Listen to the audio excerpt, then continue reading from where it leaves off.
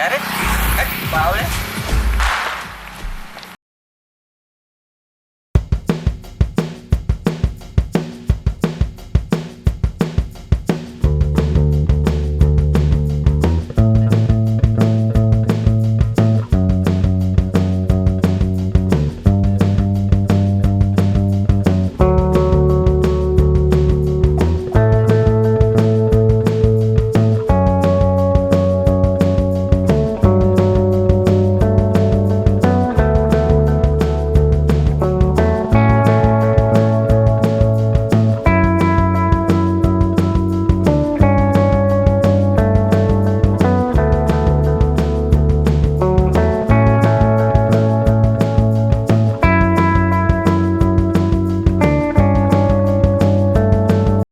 ठीक आहे.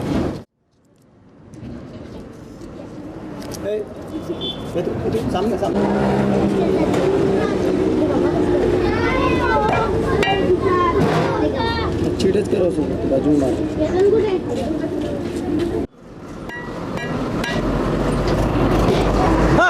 10 रुपये द्या. 2 खिळ्याचे मग 5 रुपये घ्या. काय सोन्याचे खिळे मारले का काय? अरे लहान लेकरू 5 रुपये घेतले, तू का फेक देऊन राहिला का? दे 5 रुपये घे. हे 5 रुपये नाही होतं. अरे 5 रुपये घे. जमत नाही 5 रुपये. हे धर तू एक खिळे. अरे काय मी माणूस आहे, पागल आहे का हे? पागलच आहे. वा रे वा, काय नमुने भेटतात दिवसभरात, इतकी विचित्र.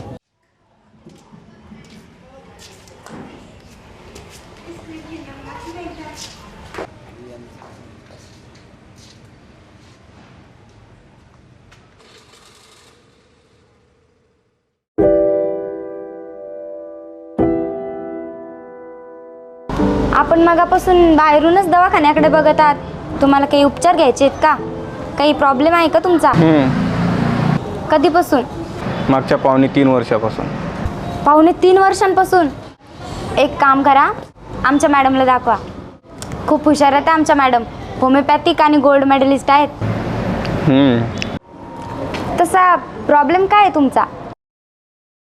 काही लोकांचे मेंदू स्वच्छ करायचे आहेत. मेंदू स्वच्छ करायचे म्हणजे? मी तुला काय सांगू का?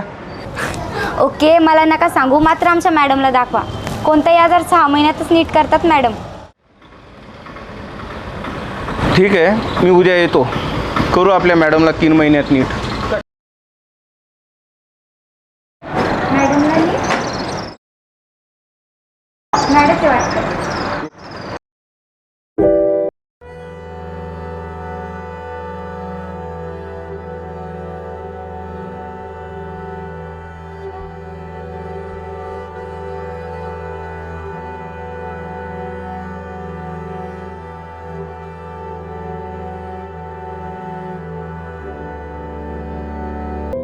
ओ काका, तुम्हाला समजत नाही का? खेळायचं मला अजून चालले मॅनर्स नाही का तुम्हाला काही? आपल्या गोट्या कुठे? मोना ते काका घेऊन गेला.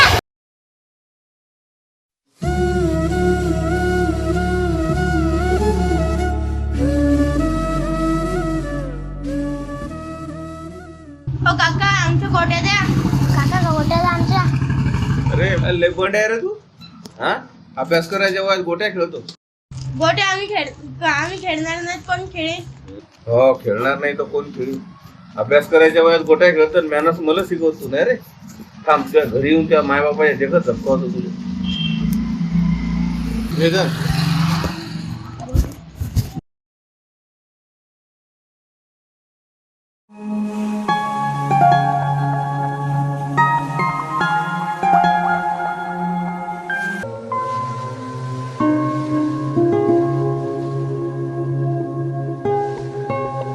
अहो, तुम्ही इथे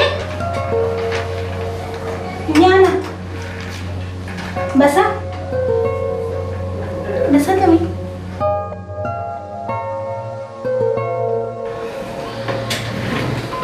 मला फक्त 10 मिनिटात द्या. 10 मिनिटात आलेच मी.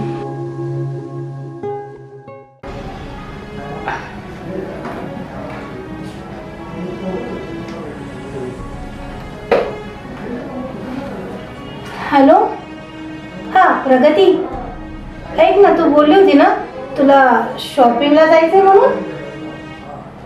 बरं एक काम कर, ये तू शॉपिंग आरामशी करून. 2-3 तासांनी आली तरी चालेल. जरा मला त्या पेशंटची लॉंग हिस्ट्री घ्यायची आहे. हो चालेल, ओके बाय. हो मी 10 मिनिटात आले. इथेच बसा तुम्ही.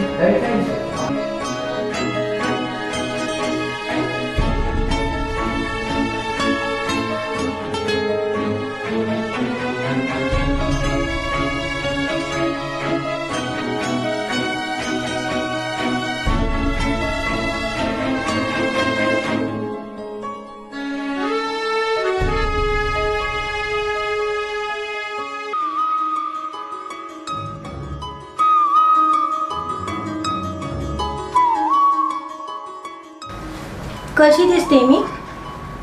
माझ्या एवढी सुंदर नाहीस. नाही सुधारलात. 2.5 वर्षात काय अवस्था केली आहे. शोभते काही आठवतोय स्वतःविषयी? आपण कोण, कुठे, काय होता, काही आठवतं? Doctor Pankaj Katkar, MD gold medalist. मी कालचं आठवत बसत नाही, उद्याचं शोधतोय. Doctor Harshada Pankaj Katkar, gold medalist homeopath. 2.5 वर्षापासून हे शब्द कानावर येण्यासाठी मी तरसत होते. कुठपर्यंत चालायचं असं आहे. कुठपर्यंत मी सौभाग्यवती असून एक कुवारिकीसारखी फिरू? मलाही नटावे ठटावेसे वाटते. मलाही सौभाग्यवतीचे अलंकार घालावेसे वाटते. आता फक्त 3 महिने राहिलेत. द्या हो तुम्ही सोडून. मी जे काल बोललो त्यात आजही ठाम आहे हर्षदा. तत्वांशी तडजोड नाही. मी उपाशी मरेल, पण माझ्या मनाप्रमाणेच करील. मरा हा मरा. पण चला आता तरी लंच करून घेऊया. मी तुमच्या आवडीची पालक पनीर आणली. काय योगायोग आणि नशीब आहे नाही? योगायोग आणि नशीब याने आयुष्य घडत नसते. ते कष्टाने आणि मेहनतीने घडते. हे एका वाक्यावर प्रेमात पडले होते मी तुमच्या. हा योगायोग नाही आहे डॉक्टर. गेल्या 2.5 वर्षापासून रोज दुपारच्या डब्यावर मी माझ्या हाताने बनवून आणलेली पनीरची भाजी आणते. मला माहिती होतं हा अवली एक दिवस नक्की येईल.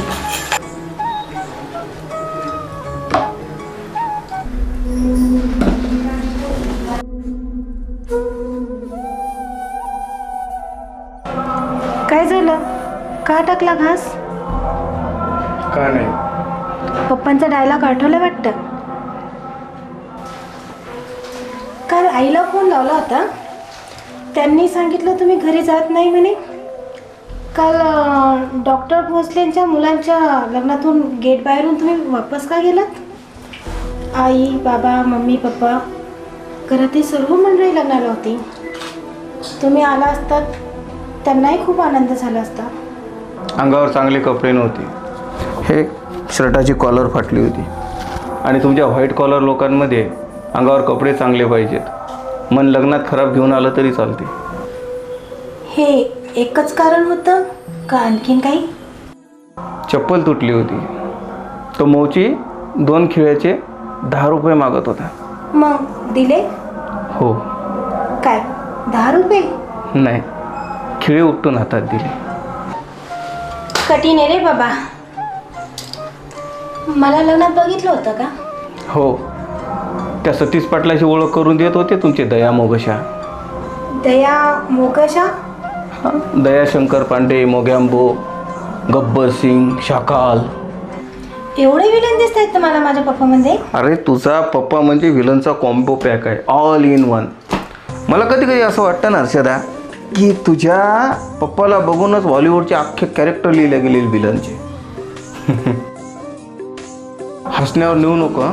त्या सतीश पाटलाला सांग तुझ्या 10 फूट आत गोलाकार जर जवळ जरी आला ना तर मी त्याचा आधुनिक अफजल खान करीन.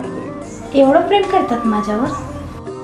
नाही, मला दुसऱ्याचा कोथळा काढायला मजा येते.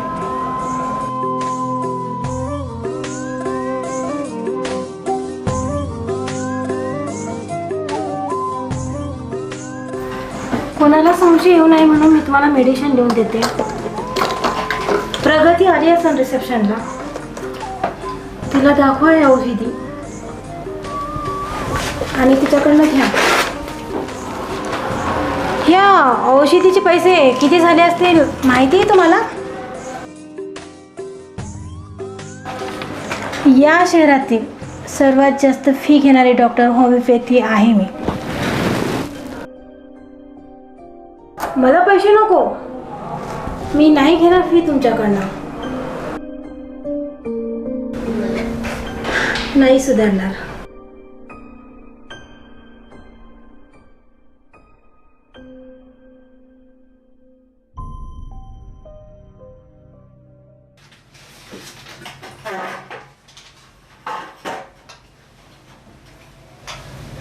आता पुन्हा कधी येणार?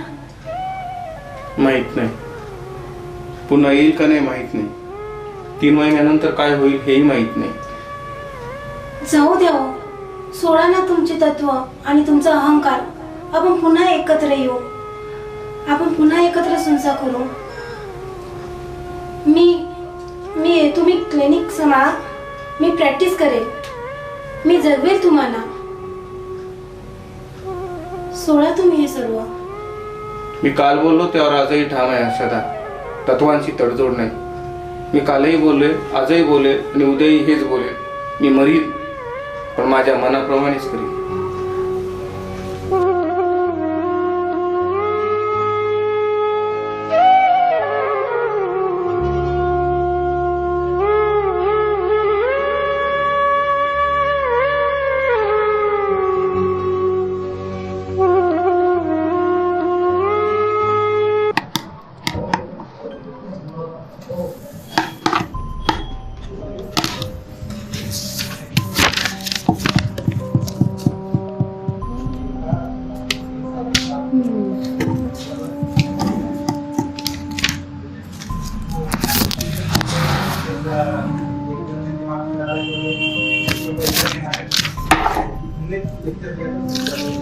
सर, पैसे फीसचे. कसले पैसे? फीसचे पैसे. अरे मी तुझ्या मॅडमला नीट केलंय. मी कसले पैसे देऊ? म्हणजे मजाक वाटली. मी म्हटलं होतं ना 3 महिन्याच्या आत तुझ्या मॅडमला नीट करीन म्हणून. दरवाजा नॉक न करता सरळ आत जा, मग समजेल मी तुझ्या मॅडमला नीट केलं. काय केलं तू माझ्या मॅडम सोबत?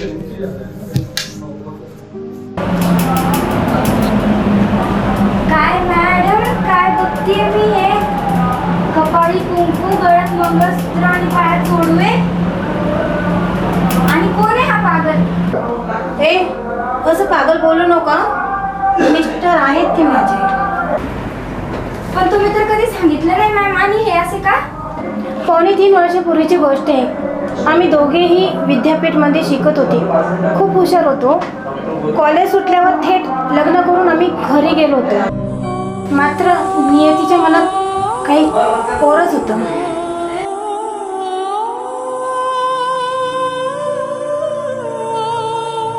डॉक्टर साहेब, अहो या दोघांनी तर सरप्राईजच दिलाय.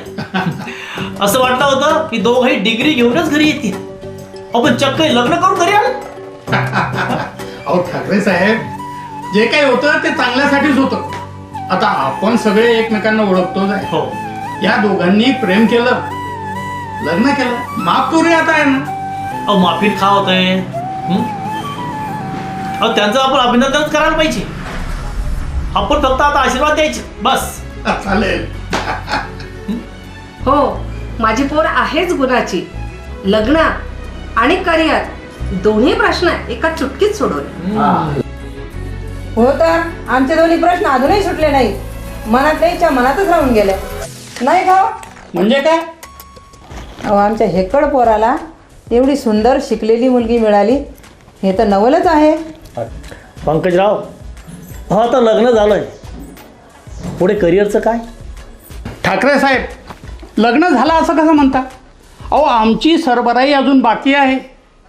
तुमच्या दारात लग्न झाल्याशिवाय आम्हाला हे लग्न मान्य नाही. ठीक आहे साहेब, तुमची पुन्हा आम्ही सरबराईत करू बस. आणि पुन्हा लग्न लावू. मग तर झालं. का आता काही अडचण? हा ओके. हरकत नाही विनबाई. तुम्ही म्हटलं होता ना हो की माझ्या मनातल्या इच्छा मनातच राहून गेल्यात, पण आता लग्न मंडपामध्ये तुम्हाला माझ्या हातून हात धुवून घ्यायचे आहेत की नाही, म्हणजे तुमचा राग दूर होईल. पंकजराव, अहो कुठे टाकणार दवाखाना, कुठे करणार practice? What is your future plan? Me practice करणार नाही, हर्षदा करेल तर बघा. म्हणजे अहो तुम्ही आता डॉक्टर झाला, कुठेतरी प्रॅक्टिस करावीच लागेल ना. नाही, म्हणजे तुम्हाला काय म्हणायचं आहे? मला काय म्हणायचे आहे हे पप्पांना ठाऊक आहे.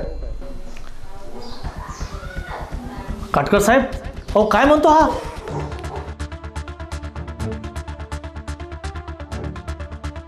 अहो पेंटिंगचं भूत सवार झालंय या महाशयाच्या मानगुटीवर. म्हणजे कदाचित तुम्हाला माहीत नसेल, पण पप्पा म्हणत होते म्हणून मी डिग्री आणली, म्हणून मी डॉक्टर झालो. पण मी आजच्या हयातीत कधी प्रॅक्टिस करणार नाही असं त्यांना मी सांगितलेलं आहे पहिलेच बजावून.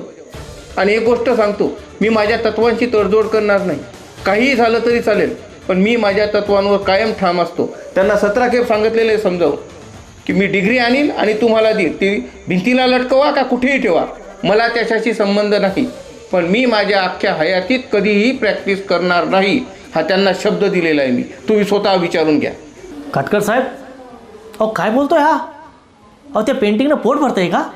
पिकेचे डोहाळे लागले त्याला. मला वाटलं डिग्री आणल्यानंतर याच्यात काहीतरी परिवर्तन होईल, पण अजिबात सुधारणा नाही. पंकजराव, अहो पेंटिंग करून पोट भरतंय का? कसं पोचणार आहे हिला? माहीत नाही, पण प्रॅक्टिस करणार नाही. मूर्खासारखा वागू नको पंकज, जिद्द सोड. हर्षदाच्या रूपाने, डॉक्टरकीच्या रूपाने उज्ज्वल भविष्य आहे तुझं. नव्या लक्ष्मीला लात मारू नको. अहो समजावा त्याला. अहो चांगलं स्थळ एवढं जाईल आजचं, उद्या पस्तावेल तो. ओ अख्खं आयुष्य गेलं माझं याला समजवण्यात. स्वतःची अक्कल नाही आणि दुसऱ्याचं ऐकायचं नाही. पंकजराव, अहो जिद्द सोडा. माझ्या मुलीच्या आयुष्याचा प्रश्न आहे हो. तत्वांशी तडजोड नाही मामा. मी मरील, पण माझ्या मनाप्रमाणेच करील. मी काय म्हणते, आपल्या मुलीच्या आयुष्याचा प्रश्न आहे. उद्ध्वस्त होईल हो तिचं आयुष्य, यात काहीतरी पर्याय काढा. मम्मी, पप्पा, आई, बाबा, चिंता करू नका. त्यांनी सर्व सांगितलं होतं मला. मी करेल प्रॅक्टिस. त्यांना पेंटिंग करू द्या. मी जगवेल त्यांना. माझा संसार सुखाचा करेल मी. बायकोच्या भरोशावर आयतं खाऊन जगणारा जावई मला मान्य नाही. ओ आयत खाऊ कुणाला म्हणतात? अख्ख्या हयातीत तुमच्या मुलीला विचारा, 1 रुपया कधी खाल्ला नाही आणि उभ्या हयातीत कधी खाणार नाही. प्रॅक्टिस नाही करायची तर मग रताळ खाणार आहे. अहो मी काय म्हणते, आपल्या मुलीचं आता त्या मुलाशी लग्न झाले, काहीतरी पर्याय काढा. अशाने उद्ध्वस्त होईल तिचं आयुष्य. कोण करणार आहे तिच्याशी लग्न? मी काय म्हणते, अहो जरा माझं ऐका.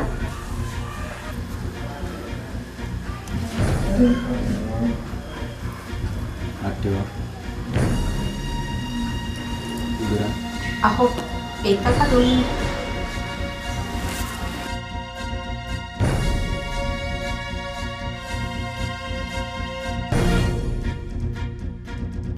या ना दोन्ही. एका मिनिटात आलेच.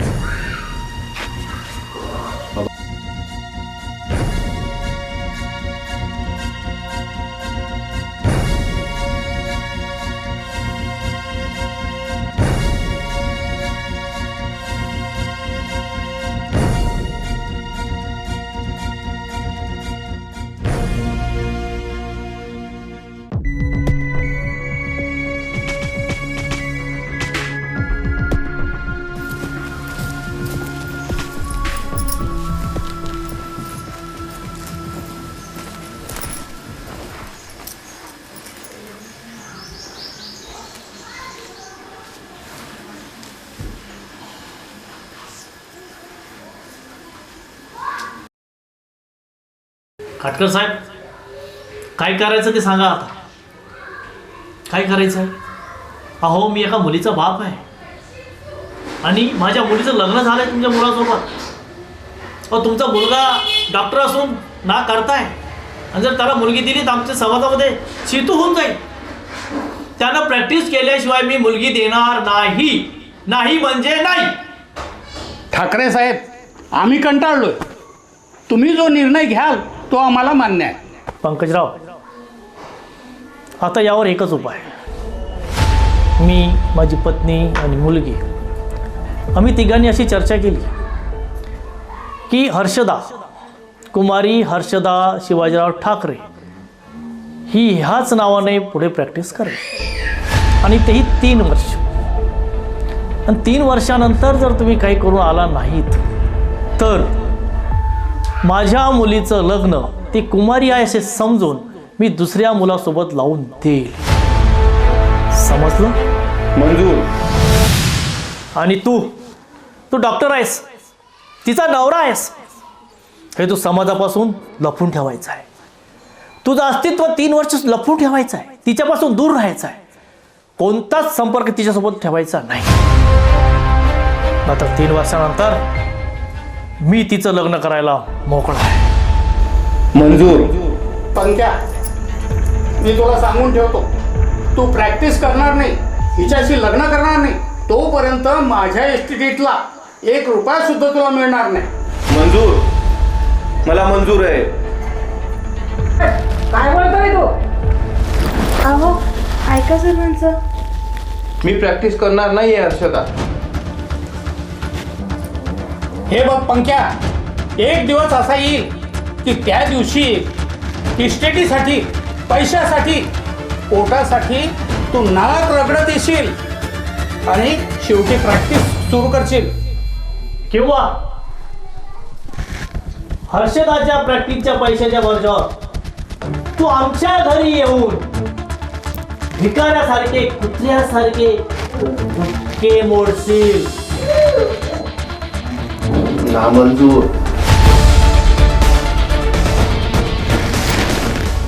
तत्वांशी तडजोड नाही. मी उपाशी मरेल पण माझ्या मनाप्रमाणेच करील.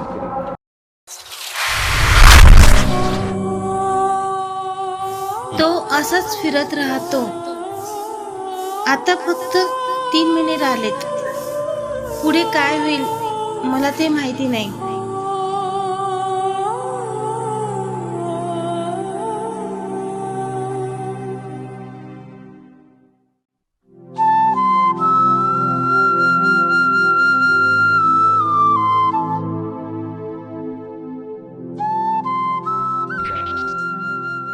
मी धमपाल्ला आणि फास्ट 24x7 या न्यूज चॅनलमध्ये आपले सर्वांचे स्वागत आहे.